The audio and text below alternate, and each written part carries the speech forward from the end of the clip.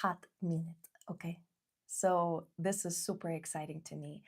And we're going to explore we're going to explore in-depth subtleties of relational dynamic because that's my absolute most favorite topic out of all of them. I believe there's nothing more important than the erotic, beautiful health of a relationship. So that thread of lovers that creates this beautiful magnetism is to me the single most important thing in this existence. And I mean that because when you have this strong thread of lovers in your union between man and woman, everything from there on is created. And when you create from this beauty, from this erotic truth, from this divine, truly delicious, sacred state, that's where heaven on earth starts. That right there, okay? It doesn't matter how self-sufficient you are, it doesn't matter how rooted in yourself you are. That dynamic, that true dynamic of, to me, the all attractive, the royal couple, that is what creates heaven. Because when you have tension in your relationship, actually, no, tension's good. Even if it's the bad kind of tension, at least there still is tension. But if you have this mundane nothingness, so zero tension in your relationship, and you move from there and everything you create from there, it's impacted. And I believe from what I've seen, the reason why relationships fail is it's not these big betrayals. It's not these immense happenings where all of a sudden the relationship is breaking down. The relationship breaks down in these micro moments. It breaks down when we have no erotic mastery. It breaks down when we're not aware of the way nature moves and how we preserve and maintain magnetism, how we continuously create tension, because that's aliveness. And when I see these super mundane relationships or lovers, or what's supposed to be lovers, relating as just whatever, not even friends, but in this mundane, chargeless way, there's nothing that grosses me out more. And yes, it's extreme language, but it grosses me out because I see two people that are supposed to be lovers that have the potential or the opportunity to experience the most delicious states accessible to us. And it's exchanged between lovers. But when we're in relationships and this person feels like a business partner or just feels like someone we're living with, or there's constant misunderstanding or even like silent treatment, ignoring each other, like all of that stuff, it's just so incredibly sad to me. Because when you have that mastery of knowing how to continuously create magnetism, you have heaven on earth, baby. And I mean that. This is where heaven on earth starts. And if you are in this delicious, beautiful, magnetic dynamic of true lovers, eternal lovers, no matter what happens outside of this dynamic, it's a joke. It's just it basically becomes this beautiful godlike experience just watching everything else happening. And even if the freaking world crumbles, guess what? We can still make love. We're still continuously making love in all of this chaos, and we're just watching it. That gives me freaking goosebumps because that's real and that's accessible, and it's actually accessible to all of us. And so the reason why so many of us are not having that, or why so many relationships become mundane, again, it's not the big betrayals, it's not the big events where someone cheated. It's in the microscopic little moments. And then, when we fail to continuously uphold magnetism in these tiny microscopic little moments, well then one one moment at a time, we chip on that magnetism that was there in the beginning, that beautiful tension between masculine and feminine. And the more we chip on it, the more we rupture it, the more we fragment it on a daily basis, to a point where there is no magnetism anymore, to a point where this just feels empty. Well, yes, then we create the foundations for actual deep ruptures. This is when we create the foundations for someone constantly picking fights, or someone constantly provoking, someone constantly maybe getting uglier and uglier because they just want to feel something. Or this is the moment where someone might do something totally erratic and go out and cheat, or go out and just do something really freaking stupid just to feel something, or just to kind of move this relationship somewhere because it feels stuck in just in nothingness. Okay, so that's why I actually love to go into these micro moments and watch for the subtleties, because the power is in these subtle moments. And I'm talking to my women because it is our responsibility to respond in accordance with nature. And a lot of times we have not learned, or we haven't yet remembered how a woman truly behaves, how a woman that is crowned, rooted in her erotic mastery, how she actually maintains magnetism. And that requires a lot of emotional maturity, a lot of it. And when we learn that, we can almost create beauty out of every situation. And we also know how to bring back magnetism when there's the mundane.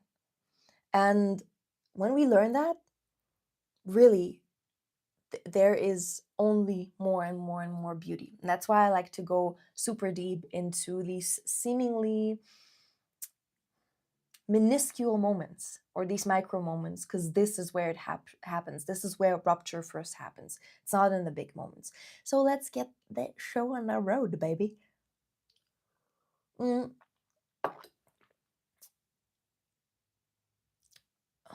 Let's start with this. Wait, Essie. Shit. Okay, wait. I can't even look at these because then I'll get I'll get distracted. I freaking love you so much. Oh my goodness. Yeah, I'm getting sidetracked because me and Essie had some of the most delicious conversations about polarity and magnetism, and this woman gets it so deeply, and that's besides the point. I freaking love you so much. Um okay, so what I wanted to talk about today is that essentially biologically, man, women, we function differently. Our brain functions differently. And so our perception is different, and our superpowers are different. And that can get confusing, especially if we haven't established the awareness on how masculine functions versus feminine. And so the masculine has this superpower of single pointed awareness, while the feminine, the woman, has this superpower of relational field awareness. So, how that looks like in union is that the masculine has an easy time to go super focused. And I want you to picture this hunter, bow and arrow, and in that moment, right, there's only the goal that exists, there's only the breath that exists, and nothing else in that moment is existent besides the breath, the goal, and the arrow. And that is the exact single pointed awareness that a man enters when he wants to reaches his goals, when he wants to provide for himself, but most importantly, for you and your family, or your potential future family, or just a unit. And a lot of men, especially like beautifully driven men, have that tendency to go into the single pointed awareness, meaning work mode, meaning focus mode. And when they move into this awareness, for us, as a feminine, we're always aware of the relational field. And these moments almost feel like he's pulling away. So while he's just focused on the goal, that doesn't mean he doesn't love you, it doesn't mean he doesn't love us. That is an act of love. But in that act of love, his awareness isn't necessarily with you. In these moments, he's not thinking of you. Again, not because he doesn't love you, but I want you to picture again this bow and arrow metaphor. In that moment, nothing else exists. And why is he hunting? He's hunting to get food for you, right? But in that moment, you cannot exist in his mind because he's focused. While for us, it's almost at every point in time, we have complete awareness of the relational field. So we can feel all the tiny little microscopic shifts in the union, in the emotional field. And that's important because we are the mothers, we are the safekeepers of the emotional state of our family. So at all times, we're always aware of everything. So our field is very expanded. We can feel it all. And that can be sometimes a little confusing if we haven't mastered that yet. Because for us, all we feel on a biological level, that's a true energetic level. It doesn't matter how much mastery we have, we will still feel it. So all we feel is, he's removed. He's disconnected. And our safety, our nervous system safety happens in deep connection. While for a man, his safety happens in being able to provide, being able to actually provide safety and accomplishments and achievements. That's why where he finds his deep safety. While for us, the safety is in connection. And when we feel like the connection is seemingly disturbed, it doesn't matter if the disturbance in the relational field is for the betterment of the relationship, we still feel that there's a rupture. And this is where it gets really, really interesting. Because it's not that he pulled away, that's not the problem. And every man will do that. Every man who is a responsible man that wants to provide for you will go into that single pointed awareness where it feels like tunnel vision. Okay. And for you, no matter how masterful and aware you are, you will still feel that pull.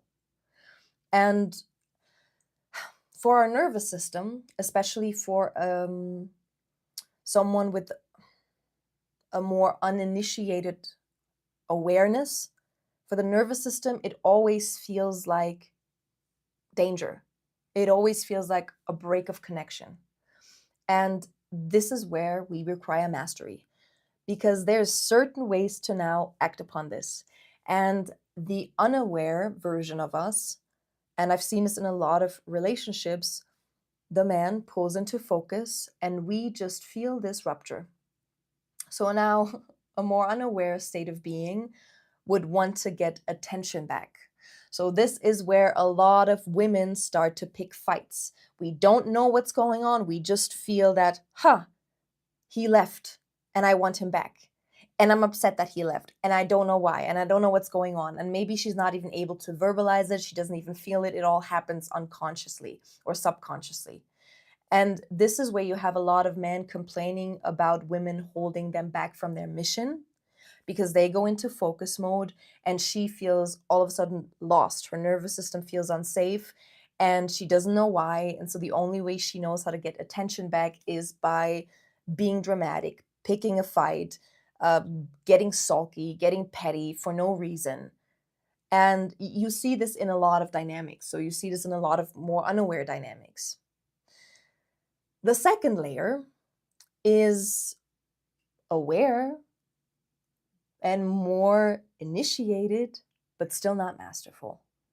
And it's still covered up in love that is actually just looking for attention. And that's where a lot of us fall into. We have this natural tendency to want to fill a gap. We have the natural tendency to want to reestablish connection when it feels broken. So masculine is in single pointed awareness, is in focus mode, is in go mode. And we just don't feel him as much. We can feel that he's not really thinking of us. Maybe there's no sweet gestures in the moment. Maybe there's no text here and there. Maybe the eye gaze isn't there, or that even that single moment of "I see you." Maybe he's just in freaking logical problem solving mode, and we feel this gap, and we want to reestablish this gap. So that's naturally what we tend to do. And in that moment, the way we rupture magnetism in the biggest way is if we attempt to pour more love into this relationship. So instead of allowing distance to just happen, noticing it without trying to change anything in the moment, we send texts, we're being more cute, we're being more lovey-dovey, we try to pour more love into this relationship, and that is actually attention seeking. It's not really coming from love. There is an underlying franticness that is like, wait, where is the connection going? Why is he going? Let me recreate this really quick. Let me pour love into him. Let me make him more food. Let me do more cute things. Let me show up in lingerie. Let me, all the things, okay? Let me just pour more love into it. And he will feel subconsciously repelled by it because it's a very unnatural way to do things. And he might not be even able to explain his repelledness. He might not know why he feels now less attracted to you. It's all so beneath the surface. He will feel less attracted to you because your action actually didn't come from power, but it came from fear. And even though it looks very cute on the surface, it's not. It's actually disempowered. You're actually just grasping for love. It's like you're like underwater and you're feeling fear. That's what's happening on that layer. We cannot fill a gap. Erotic mastery, when we actually want to create this beautiful, mature, deeply erotic relationship, we can't fill a gap. So, mastery looks more like noticing. Okay, he's gone. He's in focus mode. I'm noticing that for my nervous system, it feels like a little hit. I'm noticing that for my nervous system, it doesn't feel comfortable. I'm noticing that it hurts me just a little bit that we were so connected and it felt like we were making love without making actual love, and just everything is so delicious and you feel this deeply in tune dynamic, and all of a sudden there's a rupture. An aware, masterful, erotic human being will feel that. The point is, what do we do with that? And in mastery, you just see this as a signal of, okay, I'm noticing what's happening within, but I also logically know that he's in work mode, he's in go mode. Now, that's the time where I pour into me. It would be unnatural to now pour more into him because I can only give him as much as he gives me. Not as a game, not as a tactic, but it's like with martial arts. In Kung Fu, like one of the main principles is you mirror the energy of your opponent, right? You move with the energy of your opponent. So in relationships, if he doesn't give you anything right now because he's in go mode, you're not pouring in more. But you're also taking that energy and you're pouring into yourself. So that sounds super basic, but it takes awareness because we might have tendencies where we do the opposite. It seems so logical. Yeah, of course. When he's in go mode, I'm pouring into me. So the masterful way to approach it is, this is your you time. This is time where you build. This is time where the love that would usually be exchanged and poured into one another goes deeper into you. And here's what's really important. He needs to feel this gap in order for him to return. If he's in go mode, if he's in single pointed awareness, but you keep pouring into him, there is no aha moment of, oh shit, wait, something, a woman. Where is this love that I'm usually getting? Where is the closeness? And that will make him wake up. So none of that is a weird little game. It is just moving with nature. And so when he feels that gap, when he's in his focus, and all of a sudden, a couple days later, he's like, huh, I miss my woman. Where's our connection? He then has the chance to return to you and see that, oh, shoot, I was gone. I didn't notice. I was in focus mode. I was in go mode. I missed you. Wow. Let's come back together even deeper. But that's only possible if you don't attempt to pour and fill this gap, because that's unnatural. So again, these are micro moments that we have to notice. Now, I'm not talking about a man who's totally emotionally removed and someone who's just uninitiated and is removing himself emotionally for weeks on end. That just means there's a capacity issue. But I'm talking about a man who is aware, who is emotionally aware. And even the most emotionally aware man will go into strikes of just focus and goal orientation, because that's his responsibility for the unit, for the union, for the family. And it's important that we maintain that magnetism. And again, I love to point out these little tiny examples, because when we master these tiny examples and we apply it, this is where we can maintain magnetism. And then you can feel when he wants to come back. And this is where you can open in your own accord, right? Sometimes he has to come back a little stronger.